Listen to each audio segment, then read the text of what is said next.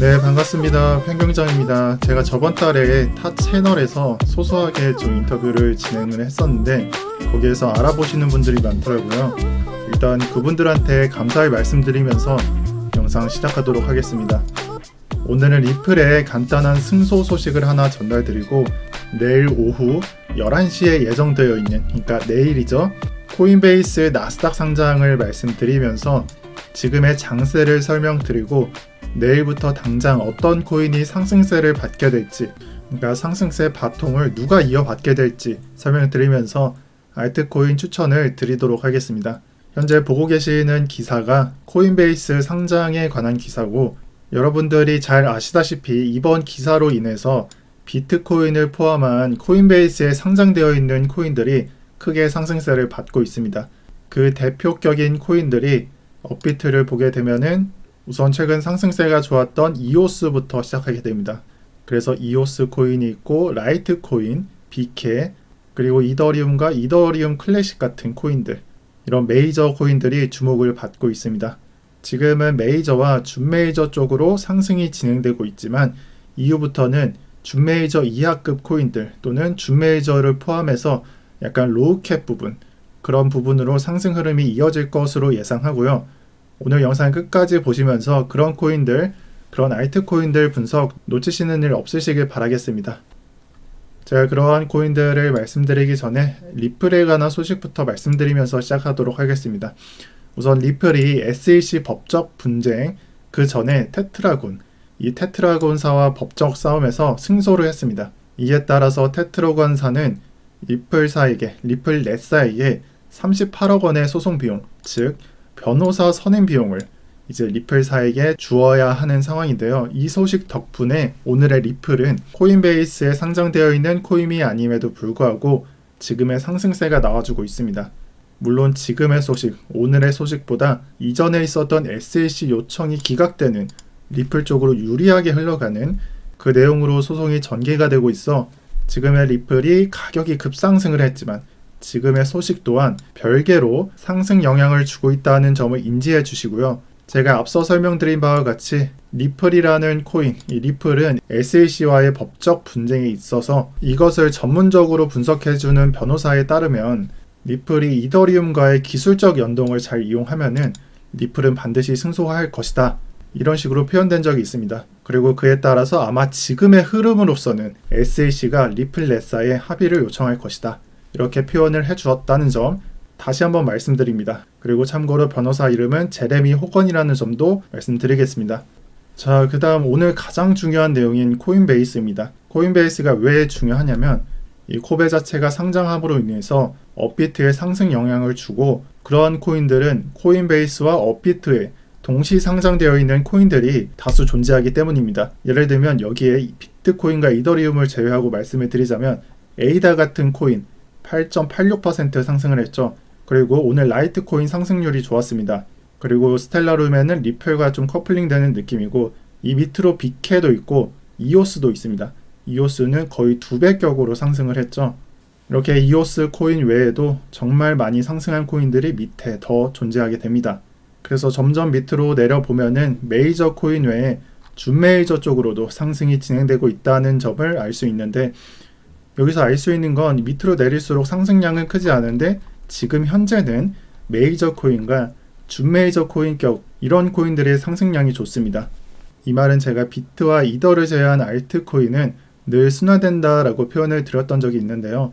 이에 따라 이번 상승, 이번 메이저와 준메이저 상승이 끝나면 시총이 약간 중간급에 해당하는 그런 코인들의 상승이 유효하다, 즉 대금이 그쪽으로 향하며 상승세가 유지될 수 있다라고 생각을 해주시면 좋습니다. 그래서 저는 중간급 코인들과 로우캡 코인들로 대금이 향하며 상승세가 이전될 것이다 라고 생각을 하고 있고요. 저는 중간급과 로우캡 이 둘 다 좋다고 생각을 합니다.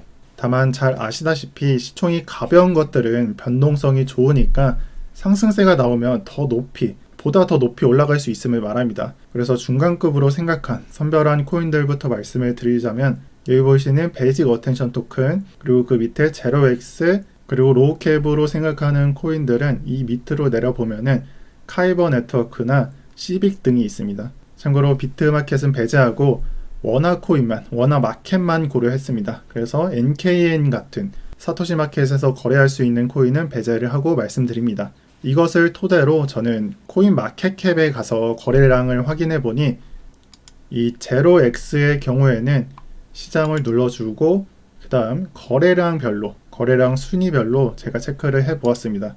제가 따로 조사해 본 바에 따르면 0x의 오늘 거래량, 1거래량이 1000억 원 정도였고 해외 거래소나 다른 거래소에서 거래되고 있는 거래량이 1200억 원 정도 됩니다. 그래서 우세함이 별로 떨어진다라고 생각을 하고 베이직 어텐션 토큰조차, 벳조차 그 높은 거래량을 유지하지 못합니다. 참고로 우리나라 거래량이 100억 원 정도, 이 정도에 해당하게 됩니다. 그 다음 마나가 있었는데요. 디센트럴랜드를 보게 되면은 어느 정도 거래량을 확보한 상태지만 마찬가지로 거래량의 우세함이 없는 수준에 해당합니다. 그래서 이 세 코인을 제가 보면서 알 수 있었던 것은 이 시가총액이 높은 코인일수록, 참고로 2.7조 정도입니다. 이렇게 시가총액이 높을수록 업비트가 시장을 주도하지 않는다라는 것을 알게 되었고, 이와 반면에 로우캡에 해당하는 시빅 같은 경우에는 보시다시피 업비트의 거래량이 우세한 것을 알 수 있습니다. 즉 시빅은 업비트가 시장을 주도한다라는 것이 되겠고, 제가 이런 것을 확인시켜 드리는 이유는 사실 제가 이전까지 추천해 드렸었던 아크, S&T, 스팀을 보시면은 그 어느 곳보다 업비트의 거래량이 우세한 코인들이었습니다. 그래서 제가 스팀만 확인을 해주면은 이 시장에서 거래량 순위로 나타내었을 때 업비트의 거래량이 그 무엇보다 우세한 걸 알 수가 있습니다. 아크도 마찬가지였고요. 그래서 이러한 코인이 김프와 해외 거래소에 흔들리지 않으면서 큰 상승이 진행될 수 있다라는 것을 저는 말씀드리고 싶고요. 그래서 지금의 시빅과 같은 코인도 거래량이 우세하니까 이 중간급 코인들보다는 이러한 로우캡으로 생각을 하는 게 좋다라고 생각을 합니다. 그래서 이 부분을 잘 참고하시면서 제가 늘 강조드리듯이 메이저 코인으로 70%, 포트폴리오의 70%를 채우시고 이 나머지 비중으로 이런 코인들 한번 노려보시는 것도 나쁘지 않다라고 생각을 합니다.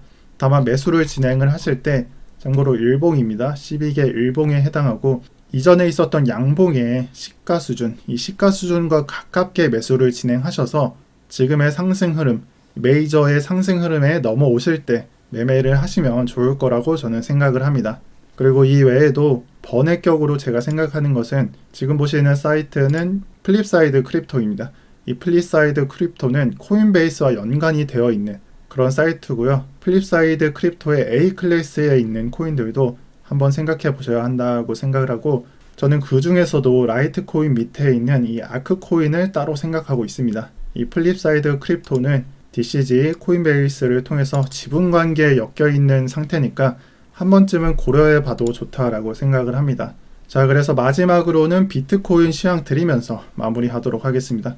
지금 보시는 차트는 비트코인 테더 차트 일봉입니다. 현재는 월마다 진행됐었던 이 역사적인 날이 지금도 진행되고 있다. 그래서 1월의 역사적인 날, 2월의 역사적인 날들, 그리고 3월의 역사적인 날들이 있고, 지금은 4월에 신고가죠. 신고가로 역사적인 날을 세우고 있습니다. 그리고 일봉뿐만 아니라 주봉을 보더라도 주봉상 상승이 유효하다라는 것을 알 수 있습니다. 주봉상 상승이 무엇이냐라고 물으신다면 이 저가를 올리게 되고 고가도 동시에 올리게 되는, 저가와 고가가 올라간다, 상승이죠. 그래서 주봉의 상승이 유효하다라고 말씀을 드리겠고요.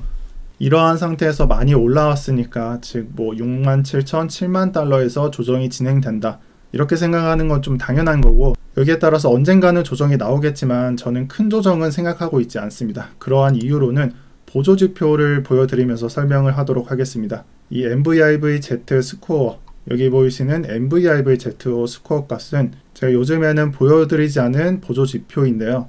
이 MVIV-Z 스코어가 중요한 것은 시장의 물량 중에서 이 실현 물량, 수익 실현 물량이 얼마나 많냐, 그리고 그것을 표준 편차로 나눈 값, 그러한 값을 의미합니다. 어렵게 생각하지 마시고 쉽게 표현을 하자면 이 시장의 물량 중에 수익 실현 물량이 얼마나 많냐, 그래서 수익 실현 물량이 많아지면은 안정적이게 되니까 폭락할 위험이 없습니다. 하지만 수익 실현 물량이 없어지고 이 시장의 물량만 많아지게 되면은 코인은 무거워지게 됩니다. 그래서 작은 퍼드에 의해서도 폭락하는 움직임이 나오면서 여기에 보이시는 이 빨간색 선들, 이 빨간색 박스권을 보시기 바랍니다.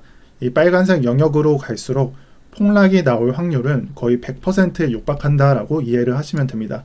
그래서 설명을 드릴 때 2018년 그리고 2014년에 주목을 해주십시오. 먼저 2018년에는 이 빨간색 선의 MVRV Z값이 도달하게 되면서 우리가 잘 아는 폭락이 나왔고, 그리고 2014년에도 이 빨간색 영역에 도달하면서 폭락이 진행되었습니다. 하지만 이 폭락값이 좀 적어 보이는 이유는 이 왼쪽에 보이시는 이 그래프의 값이 로그 그래프이기 때문입니다. 그래서 10배수, 10배수, 10배수로 진행되기 때문에 실제로 보게 되면은 거의 대폭락과 같은 수준으로 장이 진행되었습니다.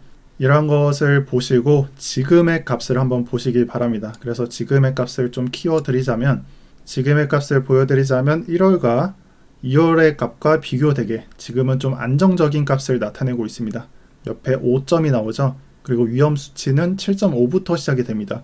제가 이전에 이 보조지표를 많이 보여드린 이유는 7.5점과 가깝게 계속 올라갔기 때문입니다. 그래서 앞으로는 이 값에 따라서 상승과 조정이 진행이 계속 되겠지만, 지금 수준에서는 우리가 생각하는 폭락이 안 나온다라고 생각을 합니다. 그러한 생각을 하는 이유는 전체적으로 보게 되었을 때 이 위험구역으로 가기 전에 역사적으로 계속해서 올리고 내리고 하는 그러한 움직임이 있었고, 지금도 실현 중이라는 것을 알 수가 있습니다. 그래서 내리는 순간에 비트는 조금 조정을 하게 되고, 그리고 해당 위치에서도 비트코인의 조정이 실현되면서 이 보조지표 값도 내려가게 되었지만 대폭락은 나오지 않았습니다. 그래서 투기로 인한 최고가까지는 이러한 방식으로 계속 가격을 올리게 되는 그러한 모습을 생각을 해주시고요. 참고로 저는 이러한 패턴 때문에 방에서는 4,400만원부터 하락이 오더라도 손절을 진행하지 않고 포지션을 유지하고 있다는 점 참고 부탁드립니다. 물론 성향에 따라서 이 고점에 팔고 저점에 매수하는 등 이러한 방법은 유효하다라고 생각을 하지만, 제 생각에는 그러한 매매 방법이 한 번 시기를 놓치면 정말 매수하기도 어렵다고 생각을 합니다. 그래서 안정적인 매매를 위해서는 저는 꾸준하게 보유하는 게 좋다라고 생각을 합니다. 이 점을 잘 참고하셔서 대조정 공포를 느끼시는 분들은 해당 차트를 참고하시면 좋겠습니다. 마지막으로 위험 수치인 7.5점, 해당 수치까지는 조금 남은 상태다라고 정리를 드리겠습니다. 네, 오늘도 영상 마치도록 하겠습니다. 다들 영상을 새벽 아침에 올려드리는데 일어나셔서 영상 보시고 도움이 좀 되셨으면 좋겠습니다. 오늘도 평경장이었습니다. 감사합니다.